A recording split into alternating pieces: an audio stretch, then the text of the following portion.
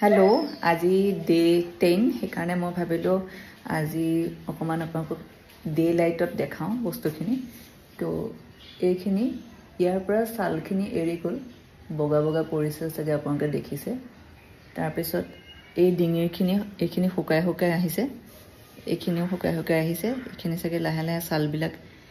এৰিবলৈ লব এইখিনি মাজে মাজে ফাটি ফাটি গৈছে সালটো দেখিছে আৰু এই বস্তুখিনিও আছে আজি অকমান জোৱা কালিৰ পৰা মই কাপোৰ পিন্ধিব পৰা হৈছো মানে মেক্সিটো পিন্ধিব পৰা হৈছো অন্তত তো এইখিনি হৈ আছে এইখিনিতে যোনখিনি আপোনাক কৈছিল অলপ বেছি হৈ আছিল এইখিনি শুকাইছে এতিয়া তো এইখিনি আপোনাক আপডেট দিলো ডে 10 লগে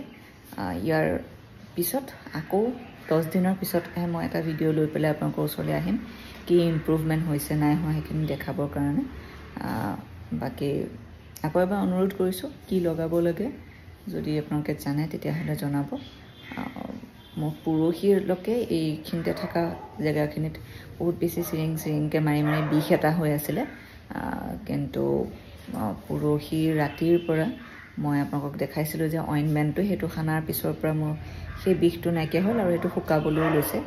হেতু কাৰণে অকমান এতিয়া শান্তি পাইছো কাপোৰটো পিন্ধিব পৰা হৈছো সেইখিনি ইমপ্ৰুভমেন্ট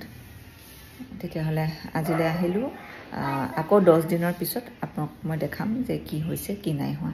আৰু যোনসকলে জানে আকৌ এবাৰ অনুৰোধ কৰিছো